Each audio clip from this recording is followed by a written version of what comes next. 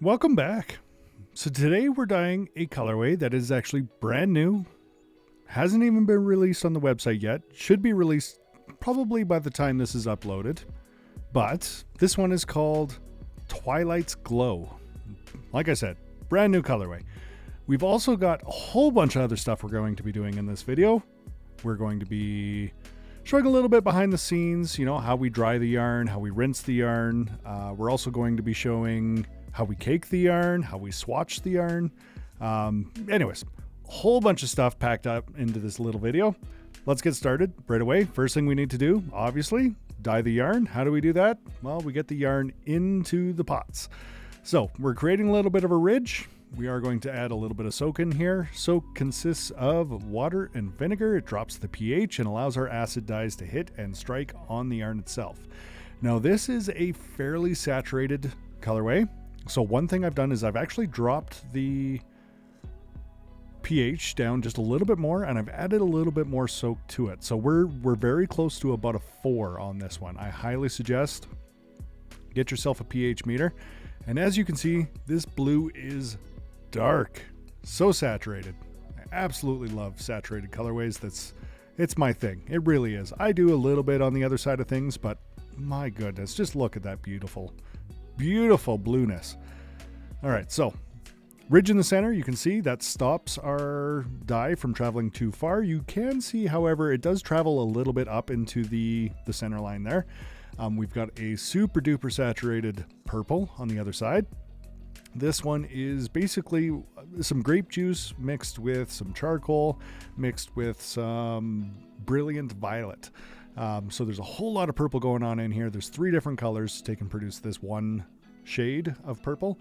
And then in the center here, we've got just a little bit of golden yellow mixed with the tiniest hint of chocolate brown. So we don't want it to be like a bright orange. We kind of want to mute it a little bit. And whether you're using a brown to mute it or a gray, gray will also kind of turn it into that, I'm going to call it like honeycomb kind of color, right? It's not sun yellow. It's not a golden yellow. It's just off by a little bit there. So we've got that in the center. One thing you're going to notice with this colorway is you're going to see this blue start to take over the yellow no matter what you do. We kind of planned for that in this. We really want just the tiniest little hint of this golden yellow at the end, right? So get your yarn cooked. We've got it all mixed. We're going to cook this off for probably a good 15 minutes. We really want to take and try and set that dye. It is not going to set 100%, but we're going to try and get it as close as we possibly can. Of course, I'm not going to make you sit through that. That sounds horrible. So, quick little time lapse. It has cooked. Let's get the lid off and get this stuff flipped. Now, you're going to notice if you look under the yarn as I'm pulling it out of the pots here, you're going to see that blue kind of bleeding out a little bit there. That's to be expected. When you super saturate yarn, you gotta expect that color to take and come out. It's not all going to soak in. We're gonna get it darn close. You could also see how much steam is coming off this pots. This yarn is hot. Hot. Little bit of a tangle there. I've said it before, I'll say it again. Do not, and I repeat, do not try to untangle wet yarn. It never ends well. It kind of sticks to itself. It doesn't end well.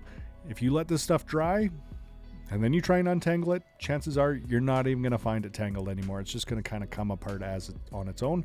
That's why we got the zip ties on there and everything else. A little bit of a ridge in the center. Now this one here, we're not going to go as dark with this blue. We are going to go a little bit brighter. We're definitely still in the same shade, but you can see how much of that blue is really in there. Like it is just over the top. And that's exactly what we're going for here. We want some darker shades, and then we just want like a just resounding scream at you blue. Same thing with the purple here. We kind of went darker on the front. We're going to do a little bit lighter on the back, but it is saturated. Absolutely saturated. And again, it's not all going to go into the yarn. I would say 95% of this dye is going to soak in the yarn, but there's going to be 5% left over. So when we pull the yarn out of the pot, I am going to show that today. When we pull the yarn out of the pot, there is going to be a little bit of residue left, and we get rid of that nice and easy in our rinse. All right, so into the center here, we've thrown a little bit of that same yellow This time we've got a golden yellow mixed with a little bit of mouse gray. So like I said, that's going to push us more towards, I'm going to call it like a honeybee yellow. You can already see these other colors kind of encroaching into the center. We don't really want that yellow to shine. We're looking for it just to be an accent in the final product. Lots of foam going on with this purple here. I don't know why it does that, but it really does. It just kind of bubbles up. It's never hurt the yarn, and it'll be gone by the time we're cooked. So for whatever reason, got a foamy purple. Got that all mixed in. This is that same brilliant violet with some grape juice. On the other side, we got a brilliant blue mixed with just a tiny bit of darkness. So I believe we threw just a little bit of charcoal in there to darken it up. Not much. Cook it off. Now, as we're pulling these out, the steam has unfortunately hit my camera just the tiniest little bit, so it's a little grainy, but you're going to see my point here. We got just a little bit of blue in the pots, just a little bit of purple. We weren't able to soak up 100%, but this is nothing compared to what we put into the pot in the first place. Like I said, about 90% gone. So throw that yarn into a bucket, let it soak for a couple minutes. Look at that. So that is what we call rinse, and it's just basically straight water, nothing else. And as we pull it out, you can see it's all nice and clear. Now, how we did that is we actually let it sit in this first rack first, and we let most of that water come out so that all of that dye has already come out. So there's not a lot left in when we put it into the rinse. That way we can keep that rinse nice and clean. It is very rare we have to change out our rinse. So it's just basically there to capture those fine particles. And yes, we do replace our rinse every day, but you know, you're probably running 300 skeins through there before you start to notice any issues with that rinse. So quick squeeze. Now you don't want to squeeze this too much. You don't want to mess up the fiber. So you're just giving it just a little tug to help get that water out. And as you can see, once that's done, the yarn is still fairly damp. And if you leave it for about an hour, the bottoms are still quite wet. So we'll go back and we'll just give them a quick hand squeeze to make sure that we get the rest of that water out. Put them on our drying racks. You can see we got some airflow up above, and that is it. Basically, you just want the air to dry the stuff. It takes usually a day, maybe two at the most. Next step, we're gonna twist up some hanks. Now, I've got this hank twister and it has saved my shoulders. I used to do this by hand, and that is insane, but look how nice these turned out, right? You just got that little bit of yellow at the bottom and then a little bit of blue and the purples playing together. Absolutely beautiful. Look at those skeins. Now, yes, we have a Swift. No, it doesn't stand vertical. We've actually mounted this thing to the wall, given it a little 90-degree turn there, and we tossed it into our swatching machine, which automatically swatches, as you can see. Who am I kidding? No, if only swatching was that easy, right? Well, it kind of is, actually. We've got a Addy Express with a drill mounted to it, and it takes us about, I don't know, minute and a half to take and swatch up some yarn. We're also going to go ahead and we're going to cake up some yarn here real quick. Make sure that your hanks are untwisted. You give them a quick spin, make sure all the fibers kind of line up. Get them onto your Swift there, nice and easy. There are usually, on our yarn at least, 2 ties. Except for our worsted base, our chunky base. Our chunky base has 4 ties. Our fingering, DK, and worsted weight only have 2 ties. So find those 2 ties, cut them off real quick. One of them is just going to be holding the yarn. The other one is going to be holding the yarn and the 2 ends. So keep that in mind. The loose tail there, I always tie it up into the Swift. Otherwise, it'll fall down and kind of get wrapped around the Swift, and it's horrible, especially when we're trying to cake. The last thing you want to do is stop this caking machine. You just want it to kind of do its own thing. You don't touch the yarn. You don't touch the caker. You don't change the speeds unless something's going on. Oh, you can see we've got a little bit of a loop here. All right, we got it figured out. Swift is twisting the right way. Crank that bad boy up to full speed.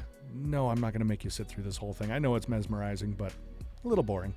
So once we get to the end, we're going to wait. Comes off the Swiss, turn off the machine. Done. Look at that. Caked. This was a DK weight that we caked.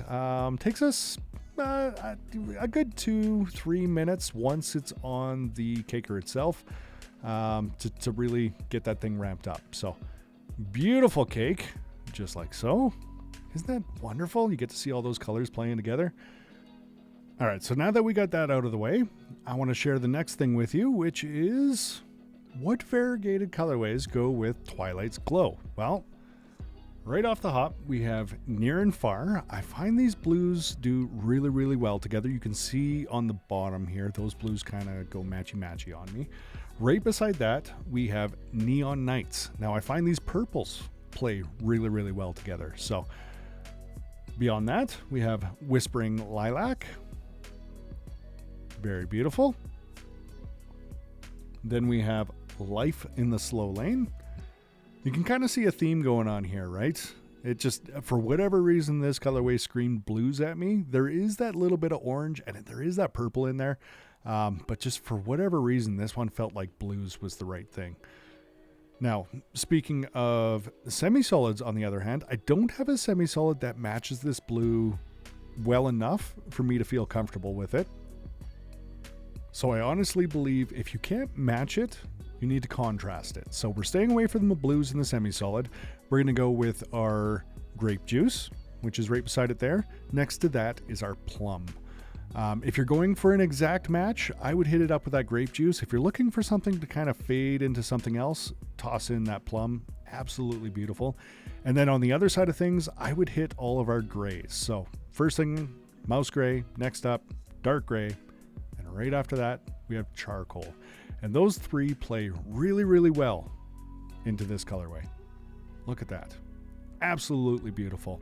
You know what? I think I've made you wait long enough. Let's hit up the big reveal. There we go. Twilight's Glow in all its glory, all on its own. Absolutely beautiful. We've got those golden yellows, those purples, and those blues. They play so, so well together. Absolutely love it. As always, knitted swatch available on last photo of every single listing on our website. There's that inspiration photo. Look at that. Is that not absolutely beautiful?